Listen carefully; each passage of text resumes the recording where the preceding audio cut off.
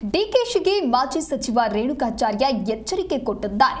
ಡಿಕೆಶಿಯಿಂದ ಕರಿಟೋಪಿ MLA ಅಂತ ಹೇಳಿ ಅವಮಾನವನ್ನ ಮಾಡಲಾಗಿದೆ.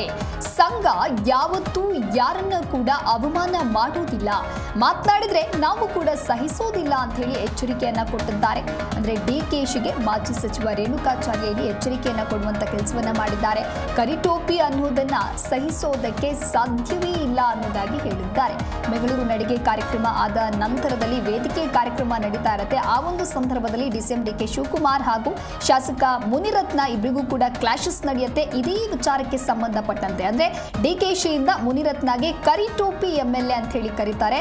ಅದಕ್ಕಾಗಿ ಇವರು ಅವಮಾನವನ್ನು ಮಾಡಿದ್ದಾರೆ. ಸಂಘ ಯಾವತ್ತೂ ಯಾರಿಗೂ ಕೂಡ ಅವಮಾನವನ್ನ ಮಾಡುವಂತ ಕೆಲಸವನ್ನ ಮಾಡೋದಿಲ್ಲ, ಮಾತನಾಡಿದ್ರೆ ಅದನ್ನ ಸಂಘ ಸಹಿಸೋದು ಇಲ್ಲ ಅಂತ ಹೇಳಿ ನೇರವಾಗಿ ಡಿಕೆಶಿಗೆ ಮಾಜಿ ಸಚಿವ ರೇಣುಕಾಚಾರ್ಯ ಇಲ್ಲಿ ಎಚ್ಚರಿಕೆಯನ್ನ ಕೊಟ್ಟಿದ್ದಾರೆ. ಕರಿಟೋಪಿ ಅನ್ನೋದನ್ನ ಸಹಿಸಲು ಸಾಧ್ಯವಿಲ್ಲ ಅಂತ ಹೇಳಿ ಹೇಳ್ತಾರೆ. ಜನರ ನಡುವೆಯೇ ಶಾಸಕ ಮುನಿರತ್ನ ಕುಳಿತಿರ್ತಾರೆ. ಆ ಸಂದರ್ಭದಲ್ಲಿ ವೇದಿಕೆಯ ಮೇಲಿದ್ದಂತ ಡಿಸಿಎಂ ಡಿಕೆ ಶಿವಕುಮಾರ್ ಕರಿಟೋಪಿ ಎಂಎಲ್ಎ ಅಂತ ಹೇಳಿ ಶಾಸಕ ಮುನಿರತ್ನಗೆ ಕರೀತಾರೆ. ಈ ಒಂದು ವಿಚಾರಕ್ಕೆ ಸಂಬಂಧಪಟ್ಟಂತೆ ಡಿಕೆಶಿಗೆ ಮಾಜಿ ಸಚಿವ ರೇಣುಕಾಚಾರ್ಯ ಎಚ್ಚರಿಕೆಯನ್ನ ಕೊಟ್ಟಿದ್ದಾರೆ.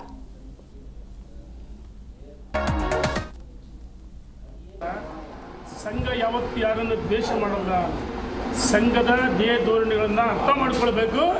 ಈ ರೀತಿ ಹಗುರವಾಗಿ ಮಾತಾಡಬಾರ್ದು, ಮಾತಾಡಿದ್ರೆ ಸಹಿಸಲ್ಲ ಅಂತೇಳಿ ನಾನು ಎಚ್ಚರಿಕೆಯನ್ನು ಕೊಡ್ತಾರೆ.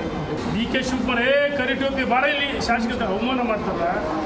ಸಂಘ ಯಾವತ್ತು ಯಾರನ್ನು ದ್ವೇಷ ಮಾಡಲ್ಲ, ಸಂಘದ ದೇಹ ಧೋರಣೆಗಳನ್ನು ಅರ್ಥ ಮಾಡ್ಕೊಳ್ಬೇಕು. ಈ ರೀತಿ ಹಗುರವಾಗಿ ಮಾತಾಡಬಾರ್ದು, ಮಾತಾಡಿದ್ರೆ ಸಹಿಸಲ್ಲ ಅಂತೇಳಿ ನಾನು ಎಚ್ಚರಿಕೆಯನ್ನು ಕೊಡ್ತಾರೆ. ಡಿಕೆ ಶಿವಕುಮಾರ್ ಕರಿಟೋಪಿ ಬಾರ ಇಲ್ಲಿ ಶಾಸಕರ ಅವಮಾನ ಮಾಡ್ತಾರ. ಸಂಘ ಯಾವತ್ತು ಯಾರನ್ನು ದ್ವೇಷ ಮಾಡಲ್ಲ, ಸಂಘದ ದೇಹ ಧೋರಣೆಗಳನ್ನು ಅರ್ಥ ಮಾಡ್ಕೊಳ್ಬೇಕು. ಈ ರೀತಿ ಹಗುರವಾಗಿ ಮಾತಾಡಬಾರ್ದು, ಮಾತಾಡಿದ್ರೆ ಸಹಿಸಲ್ಲ ಅಂತೇಳಿ ನಾನು ಎಚ್ಚರಿಕೆಯನ್ನು ಕೊಡ್ತಾರೆ. ಡಿಕೆ ಶಿವಕುಮಾರ್ ಕರಿಟೋಪಿ ಬಾರ ಇಲ್ಲಿ ಶಾಸಕರ ಅವಮಾನ ಮಾಡ್ತಾರ. ಸಂಘ ಯಾವತ್ತು ಯಾರನ್ನು ದ್ವೇಷ ಮಾಡಲ್ಲ,